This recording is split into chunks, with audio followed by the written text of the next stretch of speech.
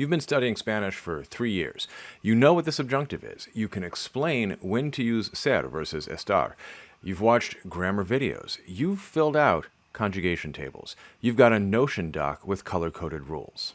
And then a Spanish speaker asks you what you did this weekend, and your brain just buffers, like a YouTube video on hotel Wi-Fi. Does this mean that you're bad at languages? Not so fast. I'm convinced nobody's inherently bad at languages, but the problem is that nobody told you there are actually two completely different things people call knowing a language. And you've been training the wrong one. It's actually why most linguists I know hate when you ask how many languages they speak. They've made the same mistake, and they know a lot about a lot of languages, but most couldn't so much as order a coffee in their languages of interest. Or, if we're talking about historical linguistics, bewail the sacking and razing of a city, the pillaging of belongings, and the abduction of the people. You know, basic stuff in your target language. So today I'm breaking down what it takes to know a language in the sense we all mean when we say we want to know a language. And what we've been doing is not getting us there.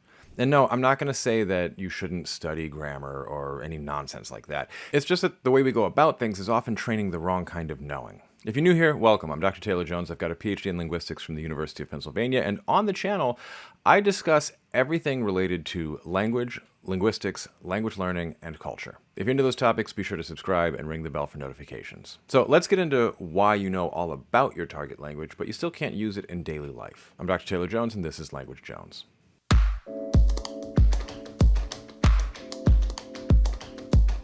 Quick pause before we get into it, and this one actually fits the topic, I promise. Today's video is sponsored by Lingoda, who reached out kind of at the perfect time because everything I'm about to talk about in this video is the reason their whole setup makes sense to me. Lingoda is an online language school, live classes, real certified teachers, max 5 students per group, so you actually get to speak and get feedback instead of just watching a video and nodding.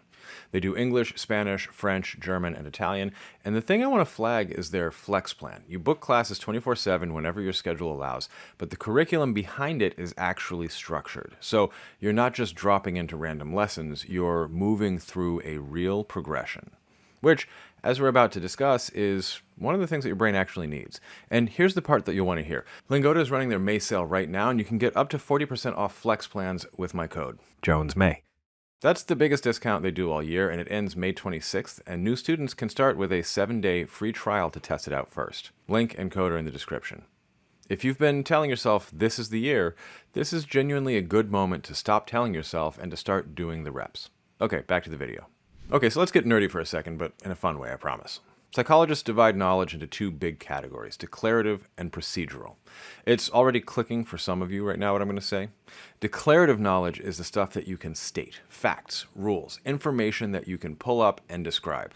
The capital of France is Paris. In German, the verb goes second in main clauses. That's declarative. Procedural knowledge is the stuff that you can do. It's in your hands, your mouth, your reflexes.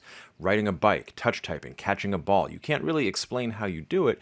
You just do it. And if you tried to consciously think about every step, you'd fall off the bike. So quick test, can you explain in detail how you balance on a bicycle? Like the actual physics of micro-adjusting your weight and leaning into a turn and all of that? Probably not. But you can ride one. Apologies to viewers who can't ride one. But the point is, that's procedural knowledge. Now, here's the key takeaway. Speaking a language is in many regards procedural, almost entirely procedural. How often are you thinking specifically about verb conjugations or adjective agreement when you speak your native language? It's even axiomatic in linguistics that you can't just ask native speakers what they're doing when they're speaking their native language because they genuinely don't know. Some of you have had this experience with phonology, the sounds of a language, when you ask a native speaker about pronunciation. My father-in-law experienced this when he asked a Roman waiter about a spoon and kept getting the Romanesco accent. He'd ask about standard and be told yes, and then the waiter would repeat what to us sounded like a different word. I once asked if I was pronouncing tom yum correctly. I didn't always keep kosher, what can I say? And I got a waiter who very enthusiastically told me I was absolutely saying it correctly while repeating it with a completely different tonal contour, which was different than the one he used when saying it to the kitchen. The point is that it is so automatic that we're not good at describing it when it's our language. Think about what your brain has to do in real time to have a normal conversation. You hear sounds, you parse them into words, you figure out what those words mean in this context.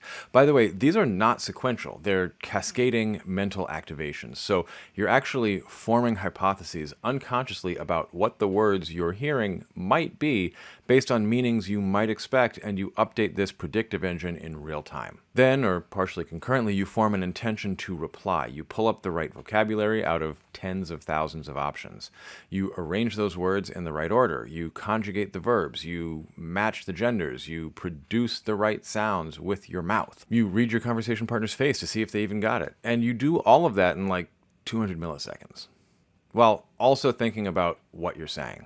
And similar to comprehension, the science on production suggests cascading mental activations, combining concepts, phonological representations of those objects, that is, the sounds that make up words for the concepts you're thinking, activation of and priming of similar words, and psychological activation of high-frequency co-occurrences, and so on. You cannot do that effectively by consulting the rules. There's literally not enough time. The information has to be baked in, automatic, reflexive, procedural. By the way, if you want to know more about how that works and how language in general works, I'm developing a self-paced digital introduction to linguistics called the Language Blueprint. You can sign up for updates and the waitlist at www.languagejones.com/blueprint. And if you just want to know how to learn a language, check out my other course, the Language Learning Accelerator. Same site, /accelerator. So what do fluent speakers actually have? Two main things. One, a huge vocabulary where each word comes prepackaged with how it's used, what it pairs with, what registers it lives in, what feels natural next to it. And two, rapid automatic procedures for combining all that stuff into sentences without thinking about it. That's it. That's everything. So here's where most learners go wrong, and honestly, here's where the whole industry kind of leads you wrong. Textbooks, including the ones I use and like, grammar review books, YouTube explainer videos, those neat little charts of verb endings, all that is teaching you declarative knowledge about the language. Facts, rules, information that you can describe. And it feels productive. You finish a study session and you can clearly say, today I learned the difference between the preterite and the imperfect. Tangible progress. A little gold star. But here's the cruel twist. That kind of knowledge does almost nothing for your ability to speak. You've learned a fact about Spanish. You haven't built the reflex. It's like reading a book about swimming. You can read every book in the library. You can write a dissertation on freestyle stroke mechanics. I assume somebody somewhere is conferring doctorates on swimming mechanics. The moment you get into the pool, you'll sink. Because swimming is procedural and you have only declarative knowledge, book learning. And the really painful part? Declarative knowledge can feel like a substitute for the real thing. You can have entire conversations about Japanese grammar in English and walk away feeling like a Japanese learner. You're not. You're a Japanese grammar enthusiast. Which is fine. Just don't confuse it with learning to speak. Okay, so how do you actually build the procedural stuff? Repetition. Honestly, that's most of the answer.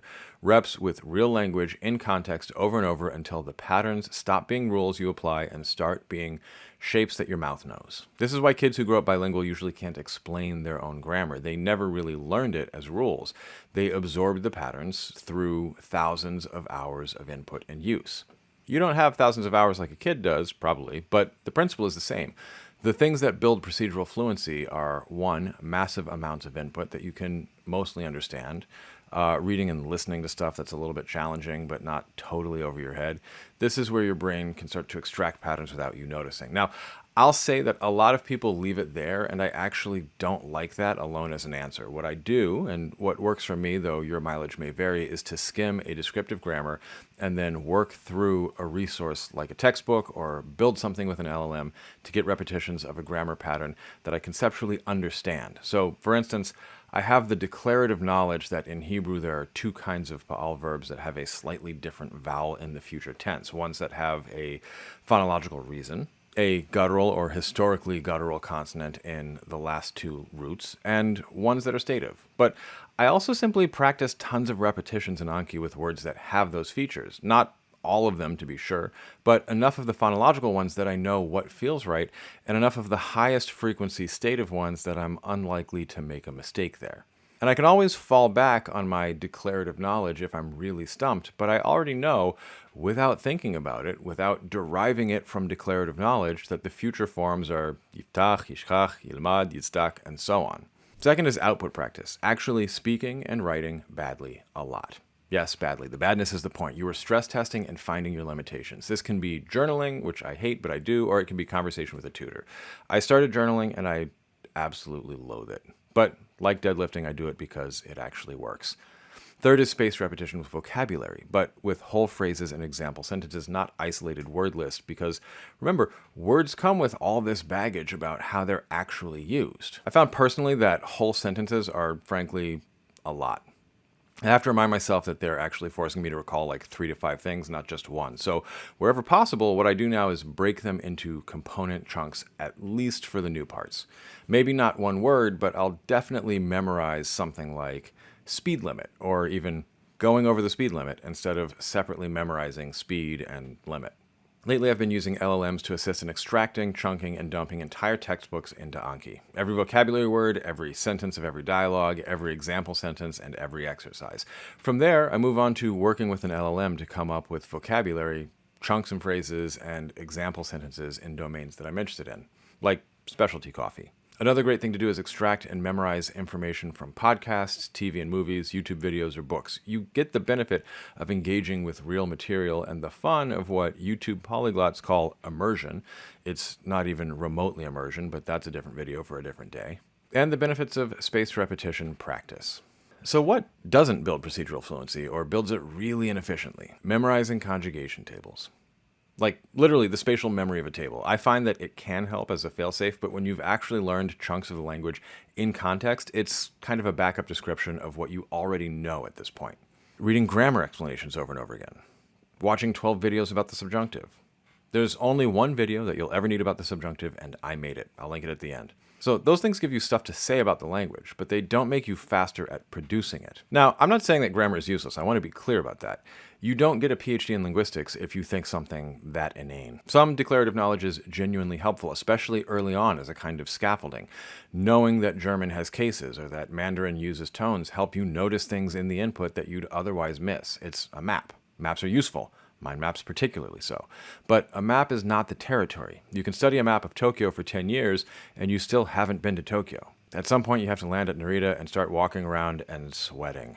It is way more human than reading a map would lead you to believe. Using grammar books isn't a mistake. Studying grammar is actually a good use of some of your time. The mistake is spending all your time in grammar books and thinking that that's the same as using the language. Yes, you're studying the language, but you're studying about it, not learning how to use it. It's like memorizing the tuning of a guitar. Yes, it's better to actually know that without having to look it up every time, but it's not the same as doing the scale practice or ear training to be able to actually engage with real music using that guitar.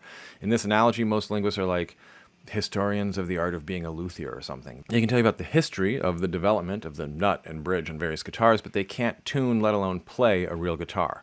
Don't be a linguist. So if you've been studying for a while and you feel stuck, like you know a ton about your target language, but you still freeze when someone actually speaks it, you're probably not lazy and you're not bad at languages. You've just been training the wrong system and wasting your time on ineffective study methods. The fix is kind of unglamorous. Less explaining, more doing. Less rules, more reps. Listen to more stuff. Read more stuff. Talk to people and be okay with being bad at it for a while. Your brain knows how to do this. Trust the process. The real one, not the one with the highlighter. Of course, the process needs to be an effective process based on what we know about learning. For more on that, don't forget to sign up for updates and the waitlist for my language learning accelerator. And of course, I'll link videos in the description that talk about how to optimize your learning. Drop a comment with the language that you're learning and where you feel stuck. I'm curious to hear it.